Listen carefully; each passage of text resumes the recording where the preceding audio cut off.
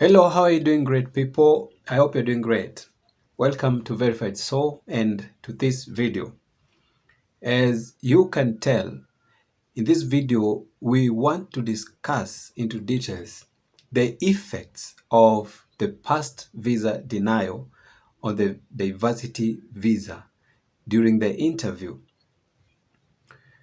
And many of you have been asking these questions because there are history of people that have gotten issues during their diversity visa process due to the past history of the visa refusal. Some of the DV applicants might in the previous years have applied for other types of visas, maybe a student visa or a tourist visa or a visit visa and so on. And they probably were denied the visas. So some of them were issued, some of them were denied. Now, how will these visa denials affect your diversity visa? This is what I am discussing now. We know for sure that the diversity visa process is not an easy one.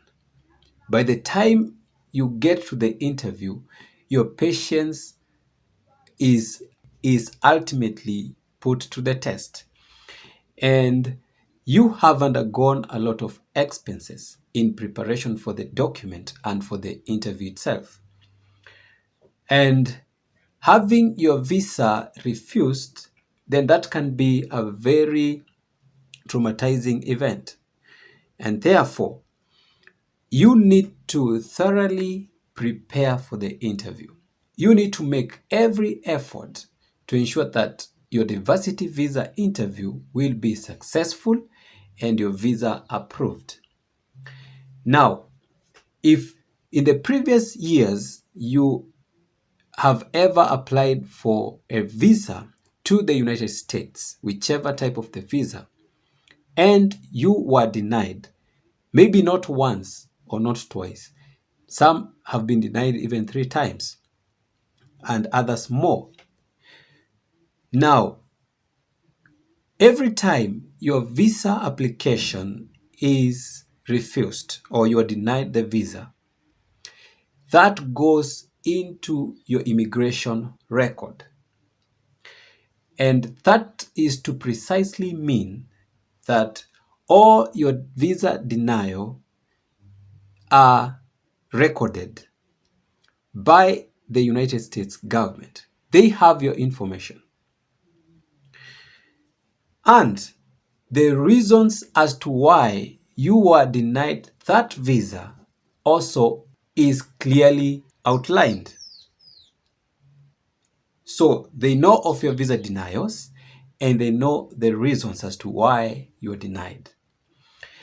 And the reasons as to why you were denied those previous visa applications, they are part of the reasons that can lead to your diversity visa denial. Remember, whenever you are applying for a visa, scrutiny must be done. Serious checks must be conducted on you. And the reason as to why they do this is to ensure security of the United States. They don't want to allow a terrorist into the country. They don't want to allow a drug trafficker into the country. You name them. They don't want to put threats on the security of the population. Does the past visa denial affect your diversity visa? Yes, and absolutely yes. If you were denied the visa on the security issues, if your previous visa denial was on basis of security issues, then be sure even this one you'll not get through. If your visa denial was on the basis of illegal issues, maybe you violated the requirements of the visa, Also, if they find any form of fraud that led to your past visa denials, then that will create a greater concern. For example, if they find out that you are trying to fake identity, you are taking the identity of another person, yet you are not, then that is a serious issue. If they find out that you had lied in your visa process, maybe you said you were single, but upon investigations, they found out that you were married, then that's a reason that can sufficiently affect your diversity visa process. So be sure that your past visa denials were not affected by the security issues or by the visa rules violation or by any form of fraud, because those can become detrimental to your diversity visa. And it does not matter how many times your visa was denied.